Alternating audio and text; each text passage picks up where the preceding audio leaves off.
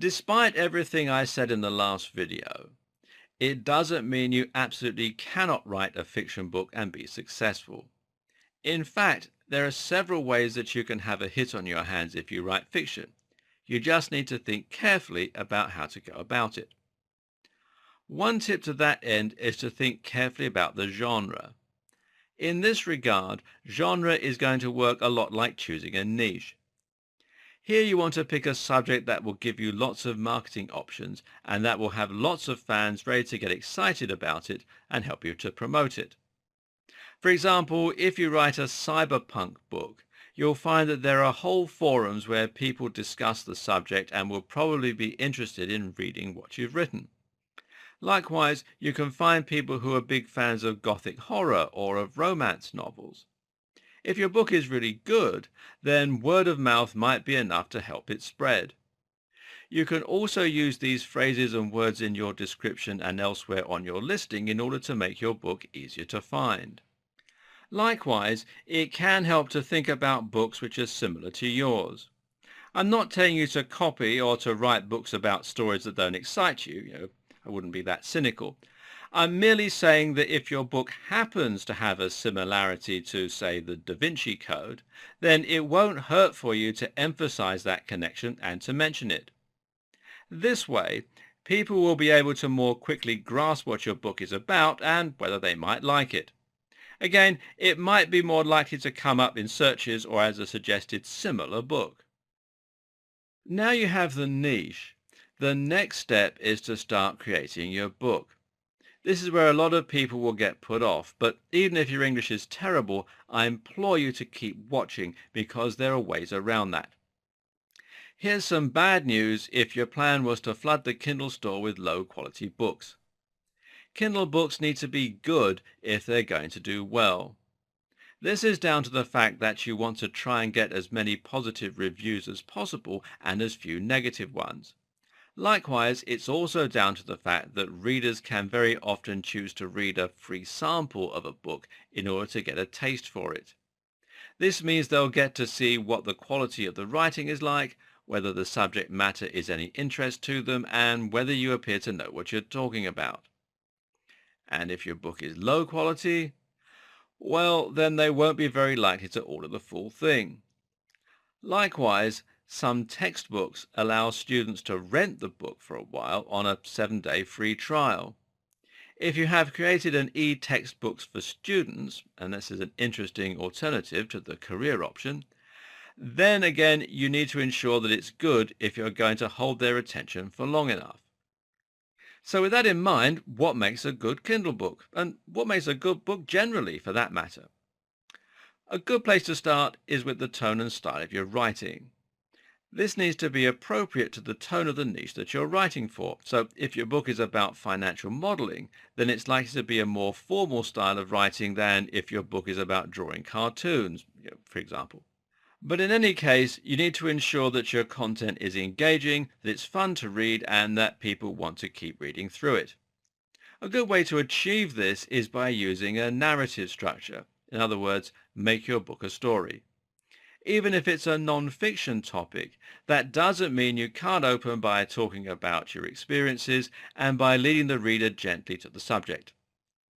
You need to make sure that your content is well written and that it's going to sound professional. That means it's a very good idea to read through the book yourself and to get friends to read through it as well if possible. You want to get rid of as many typos or grammatical errors as possible. A few are absolutely bound to fall through the net, but you need to keep them to an absolute minimum in order to maintain that professional and trustworthy impression. If your book is badly spelt or has lots of errors, then your readers will feel tricked or shortchanged, and they're unlikely to buy the full book. Note that most word processing software comes with an inbuilt spelling and grammar checker. Make full use of this. But do bear in mind that it can't replace having a human set of eyes to read over your content for you. Another tip is to try reading out loud, which will help you to improve the flow of your book too. Both those last 2 points are particularly important for that initial 10% of your book, the free sample and the bit beyond. This is how you'll really engage with your reader and how you'll get them to keep wanting to read more. Another tip here is to spend a little time talking about what's coming up in the book and setting the scene. This is valuable because it will get your readers excited for what they can learn and what they can expect if they buy the full book. Having a what you will learn at the start of the book is always a good idea, as is teasing some of the most valuable tips and insights that you'll be sharing later. At the same time, make sure you point out just how your book is going to be different from all the others on the market. Especially if you're going for a big niche, you need to bring something unique and new to the topic that people haven't read before. If it's a book containing workouts, then you need to discuss the unusual and little known training methods found in that book that no one is aware of. That said, though, you don't want to waffle on with so much promise that it looks like you're just padding out the book. Aim to share at least one actionable tip in your intro that will impress your readers so that they will believe they can get more like that if they keep reading your full text. As well as ensuring that your book is well written and that you're providing real value, you can also improve the impact that your book has by thinking about some other aspects. One important thing to consider, for example, is the length of your book. Of course, longer books will at least appear to provide more value, so you need to ensure that your book is long enough to look like it's worth the money you're going to be charging. The longer the book, the higher the price tag that you can get away with. Of course, though, it's not all about the length. There are many other factors that are equally as important, yet such as the value of what you're sharing. Try to ensure that you're ticking both boxes. Have a long book that is nevertheless densely packed with useful and actionable information. A good standard length is 10,000 words. This is long enough that it will feel meaty and won't get complaints. At the same time, though, you can probably go down as low as 5,000 words, and there's no upper limit in terms of how long you want to make the book. If the mood takes you, you can make your book 50,000 words long. Make sure that you feature that prominently in the description, though, so that people recognize they're getting extra value. That length is a selling point. Another consideration is imagery. Remember, we discussed in an earlier video that the e-ink display is black and white, meaning that color images might not have quite the same impact they could do on another platform or in another format. Nevertheless, choosing to have some images will help to make your book look more professional, and it will also make it more engaging. You also need to think about the font, the layout, and various other aspects of your book, although we'll be talking more about the formatting and things later on. Just suffice to say that a large wall of tiny text is not an appealing thing to come across when you get a new book to read. On the other hand, if your book is nicely spaced out with large crisp fonts, lots of images, and a welcoming narrative structure that promises lots of interesting value inside, well, then that becomes a different matter. Now, some people might be watching this and wondering how on earth they can possibly write a book that's 5 to 15,000 words long and format it all beautifully. They say that everyone has a book in them, but that's not necessary to say that everyone has the ability to write that book and to make it entertaining and engaging. So the question then becomes how you're going to write that much content without it absolutely killing you.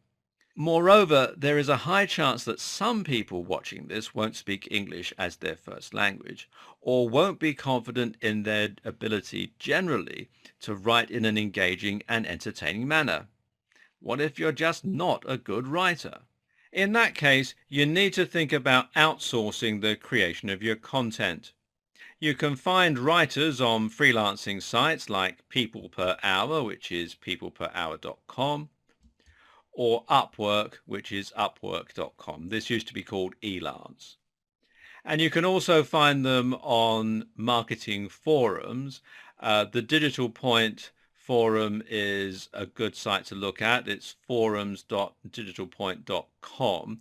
And then if you look under the services section, you can find there's lots of people here who advertise things like content creation and so on. And also the Warrior Forum is a good place to look, especially the Warriors for Hire section, which you can find from the main menu, or you can go to warriorforum.com/warriors hyphen hire. You can expect to pay anywhere from $1 to $5 per 100 words, but do keep in mind that you'll get what you pay for. It's worth paying a little bit more and getting a writer who will do their research and make your book sound professional. If you like, there's nothing stopping you from creating a detailed set of guidelines for them to follow and help them to see what the layout of your book should be and which key points you want included. That way, they write the book, but you remain the director, as it were. At these kinds of prices, you can create a book for $100 to $500, which in theory you should be able to make back. Of course, it's better to start with something you've created yourself, but if this is your only option, then it's still a viable model.